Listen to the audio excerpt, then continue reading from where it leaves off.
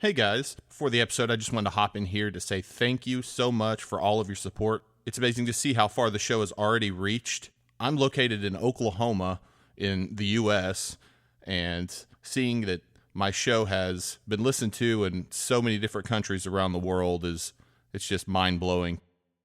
We currently don't have any monetization or anything like that, so if you want to support us, I'm going to put a link to all of our socials down in the description of the episode, and also feel free to share and review the podcast on whatever platform you're streaming on. Once again, thank you so much, and I'll get out of your way.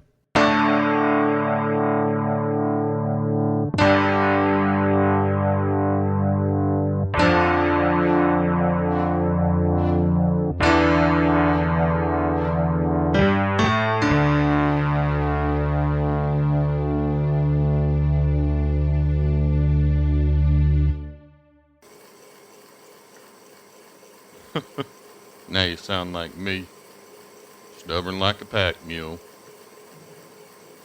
I have everything else I need right here. My root cellar has enough food and water to last me for a decade. You better make sure to get your tail back here safely. I will. I'll see you later, Rusty. I sure hope that boy's careful. Though I was concerned with Gavin's safety, I sure was appreciative that he would go through all this mess just to help me out. I don't think I would make it more than a couple weeks without that medicine, and I don't know that I would be capable of making that trip myself. I admire that young man's spirit. You don't see courage and concern for others like that too often anymore. The best I could tell, he felt most of his concern for others rather than himself. While that notion is noble, it may not be the best thing for his long-term well-being.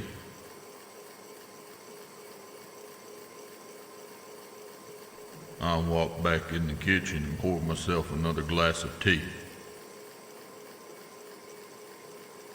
I was just about to get after my morning chores when he showed up.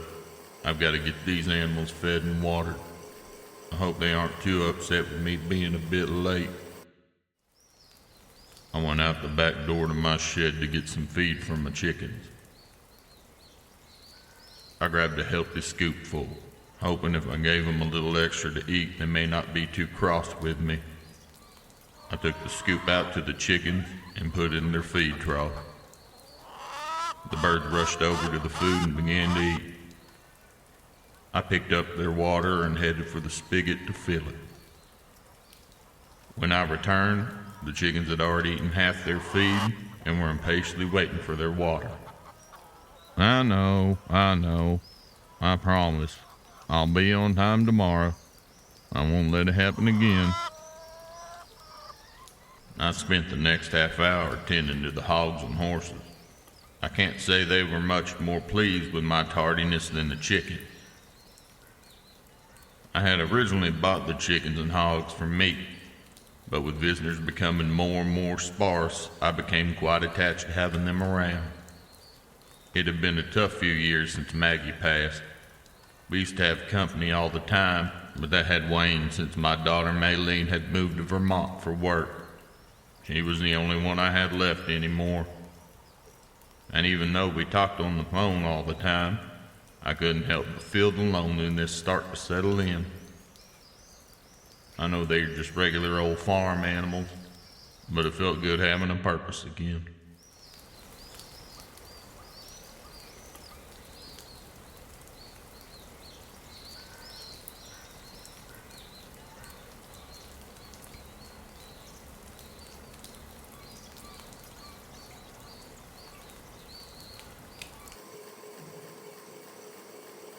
After I finished with my routine, I returned to the house to rest for a few minutes before I finished up with the chores around the house. I got to thinking about everything Gavin had told me about the state of things out there. It broke my heart to think about the idea that this was going on everywhere. Is my Maylene safe? I told her when she left that I didn't much like the idea that she would be so far away and I wouldn't be there to help her if she needed it. That stubborn girl had her mind made up, and there wasn't a darn thing I could do about it.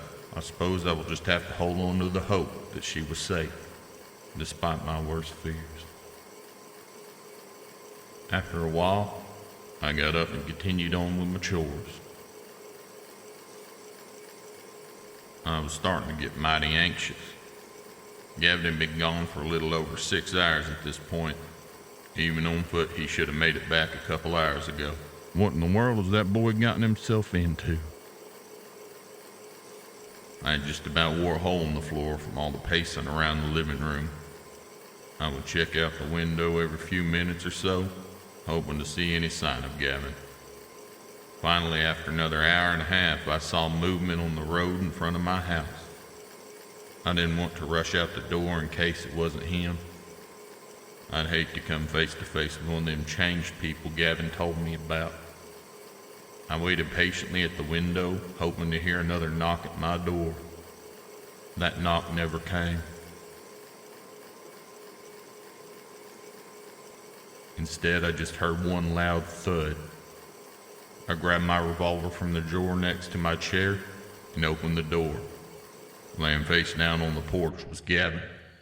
I moved as fast as these old bones would allow towards where he was. I carefully rolled him onto his side.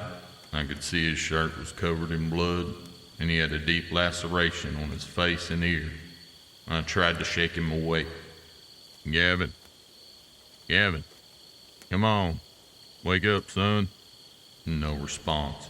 I reached down and grabbed him under his arms and around his chest and pulled him into the house and onto the couch in the living room. I got his pack off his back and sat to the side. In the light, I could see a round hole in his shirt. It was clear to me that he had been shot. I took out my pocket knife and cut his shirt off of him. I could see the wound just under his right collarbone. Though I hadn't treated a gunshot in quite some years, I left his side and went and got my first aid kit. All this excitement wasn't good on my heart, but I should be able to get this bleeding stopped. Well, it might take me just a minute to remember my medic training from Vietnam. Let's hope these old hands still have it in them.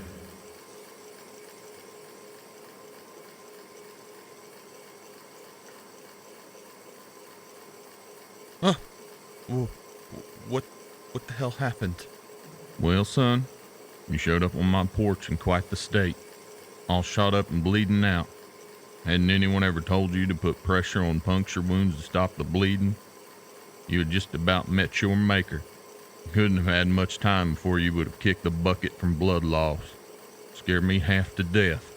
Oh, I'm sorry. You're gonna have to cut it out with all the damn apologizing. I forgot. As you can tell, things didn't exactly go as planned. I'd say that's an understatement, son. It was those Void fellers, wasn't it?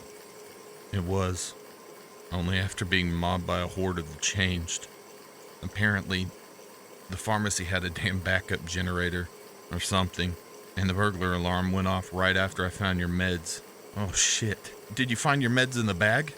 I did. I owe you one, Gavin. Unless you want to count me saving your life as even. How'd you manage to get out of your predicament? He went on to explain everything that had happened to him during this trip. It was hard to hear he went through so much just to help me out. His tenacity is something to be admired. It seems I owe him my life and some. I see. I sure am glad you did. I'm also glad the person's porch that you showed up on has treated a gunshot or two. I agree. Where did you learn how to do that? Are you a doctor? Oh, it ain't nothing quite that extravagant. I was a field medic in the Vietnam War. Now, it's been a while since I've had to do something like that, so I can't say those stitches are my best work, but they seem to be doing the trick. Gavin, you ought to get back to resting. You're safe now, and it's looking like you'll pull through. You just need to rest up and heal. You're right. Rusty, thank you. I mean it. I wouldn't be alive without you. And you wouldn't have been in that situation if it weren't for me. Like I said, son, rest. Okay, Rusty. Just know I appreciate you. Good night.